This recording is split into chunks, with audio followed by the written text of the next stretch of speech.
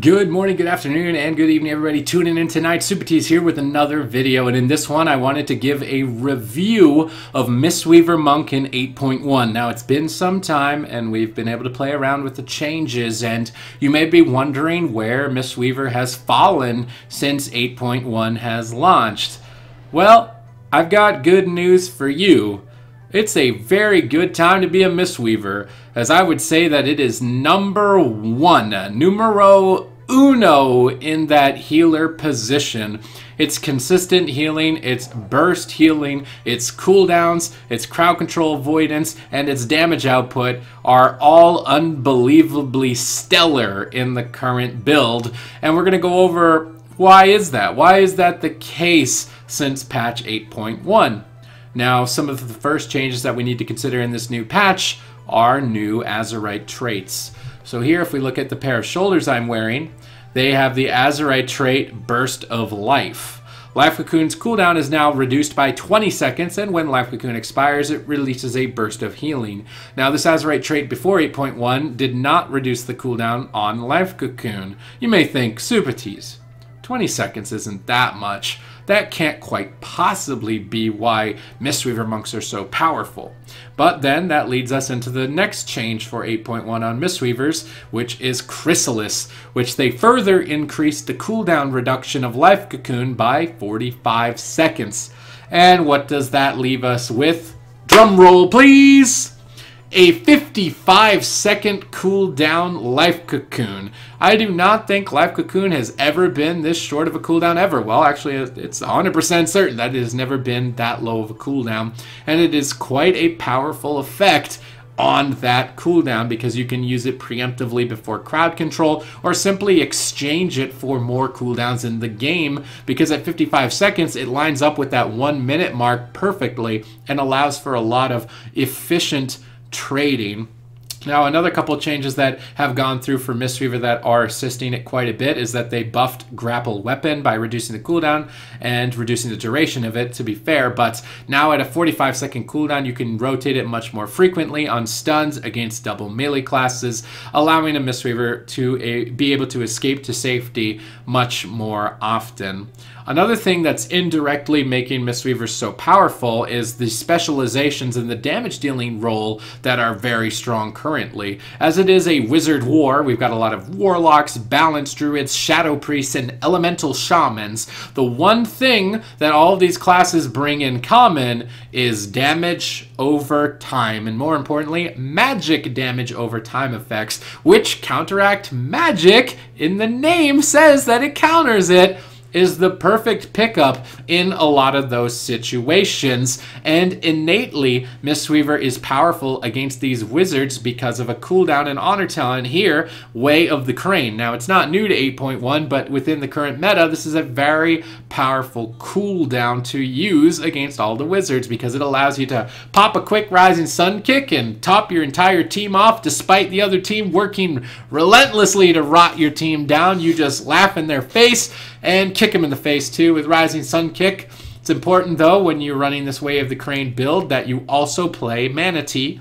You want to use Mana Tea into Way of the Crane, and so long as you are doing this, your mana regeneration is at the top. It's not absolutely perfect. I would say that Holy Paladins still are the kings right now of mana regeneration, but you can make your mana last a long time by simply using Mana Tea with Way of the Crane and no other situations.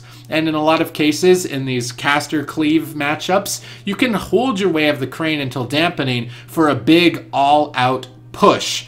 Now, another indirect buff to Mistweaver is that they function very potently in 3-2-1 go compositions. What does that mean, 3-2-1 go? You may be asking if it's the first time you've heard it. It means that each member on the team has a target on the opposing team that they apply crowd control to.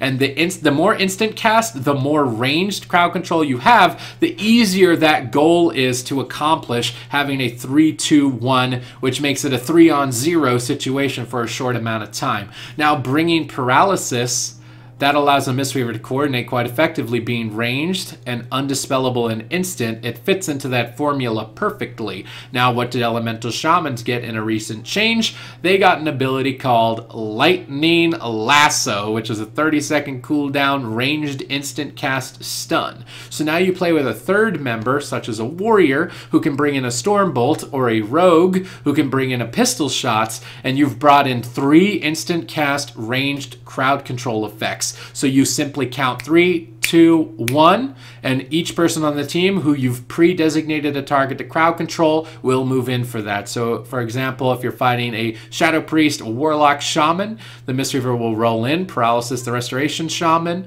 the Elemental Shaman will Lightning Lasso the kill target, and your Warrior will Stormbolt the off target by removing all 3 members of the opposing team. You are free to do as you will with that 4 seconds periods of time, and dealing immense damage during that period of time, you can often win games. So they bring good sustain with the changes to Chrysalis and Burst of Life, reducing the cooldown of Life Cocoon, allowing them to rotate frequently, similar to Restoration Druids. This was the weakness Mistweaver had before, was their cooldowns were very strong but long cooldowns, and they didn't rotate. Now, with a 55-second cooldown Life Cocoon, they can cycle it like Earthen Wall Totem, like a Blessing of Sacrifice or Blessing of Protection or an Iron Bark, and now they can fit in that cooldown rotation role, as well as bringing the highest burst healing with Surging Mist in the game, and they've just got the entire package.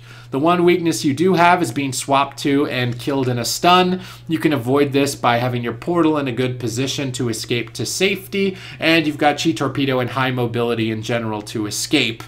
Overall, Mistweaver is in a phenomenal competitive position, and if you're someone who's interested in picking it up for the first time, it's a great time to really have at it and really learn the ins and out of it. I've been having a lot of fun with it. It's potent in basically every composition, so I hope that with this review, you'll go out and you'll try your Mistweaver Monk, or maybe pick up one on your team, because they are easily the best healer. Some also potentially hidden changes that's, I'm not sure if I'm just feeling it or if it was actually changed, is that Revival, which is a 3-minute cooldown area of effect heal, seems to heal for a lot more than it did before. And I don't see any patch notes for it, but it just feels like it heals a lot more. So you definitely want to keep your eyes on that as a potent and powerful cooldown to deal with your opponents.